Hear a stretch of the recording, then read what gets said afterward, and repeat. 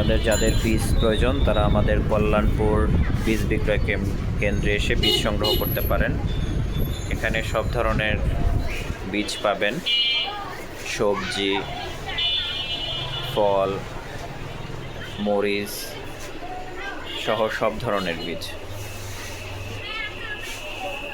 দেখেন সুন্দর সুন্দর ফুলের ভ্যারাইটি।